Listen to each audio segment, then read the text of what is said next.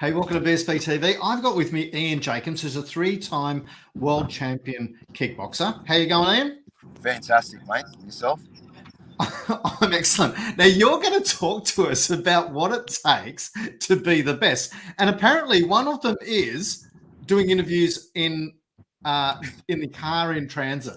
How you doing? Uber. Yeah, really good, mate. I'm meant to have this thing on. I'm in the Uber. Anyway. So you've you retired at the age of 21 or so. When did you retire? I was 20. I fought from 18 to 28. Retired from 3 years. Did bodyguard work in Saudi Arabia. Then I came back. I had 3 fights when I was 31, and then I retired for 8 years and had one more comeback fight or 2 when I was 39 for my dad. And I'm 51. At 39, that's a little bit older than the average age of your competitor. Yeah. Yep. A lot older. Trained 10 You could have days. actually been the father of half your competitors, I reckon. Hey?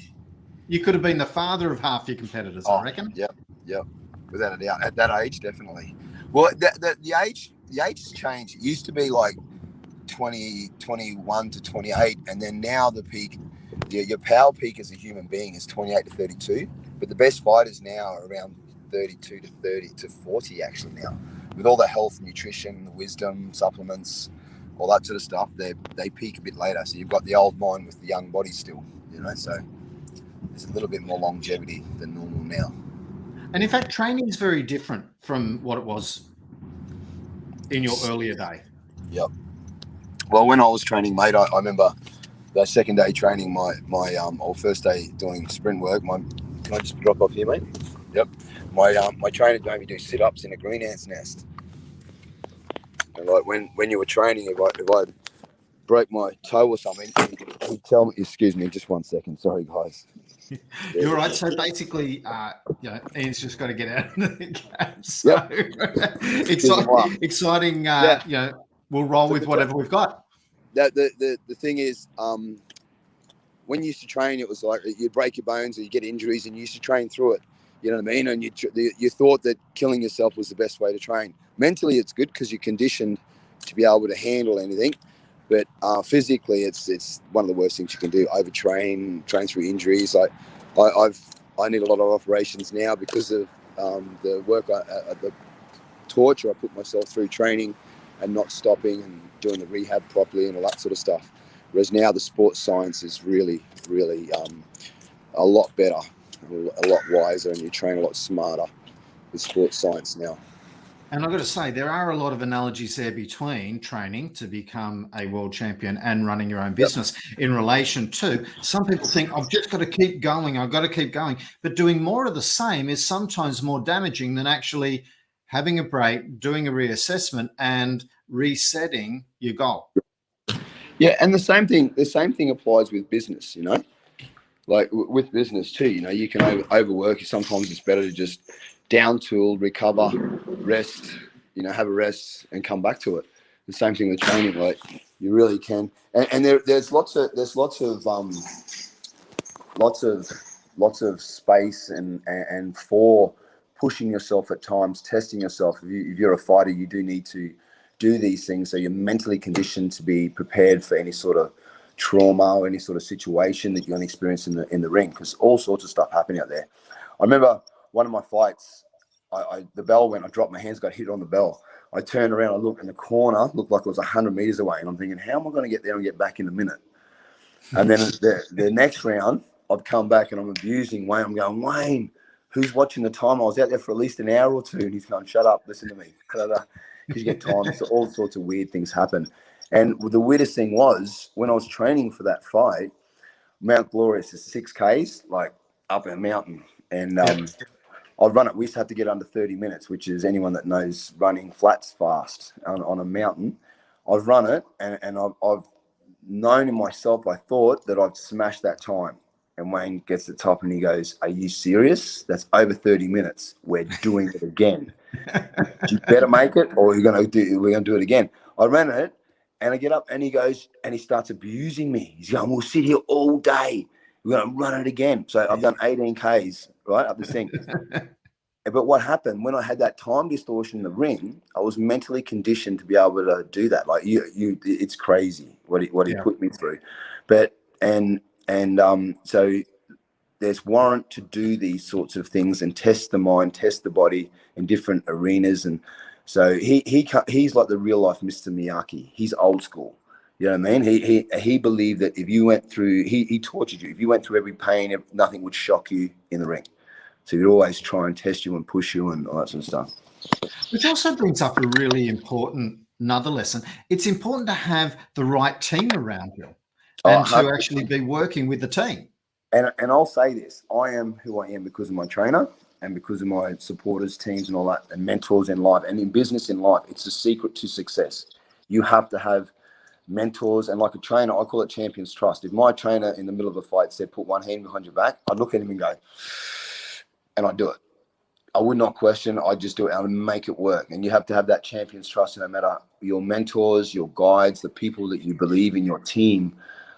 You've got to have that trust. You got to, and of course, they've got to earn it. You've got to earn that respect from them, vice versa. It's got to be real.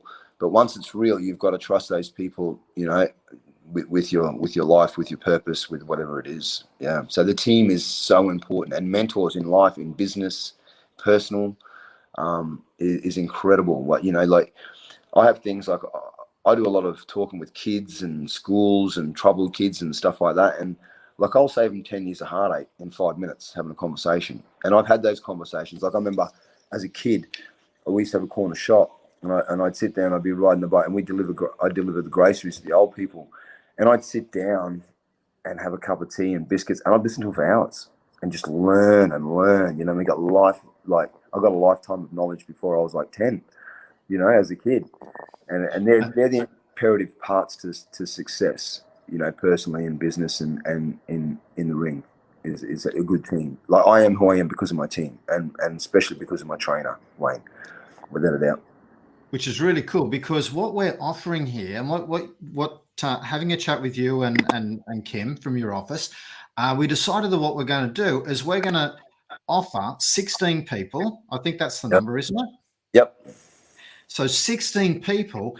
Hey, this is something money can't buy. You're actually going to get to sit down and have a talk from you about resilience and overcoming the adversities that can get in the way to help you with your business. But then you're going to turn around and give that group an hour coaching training session.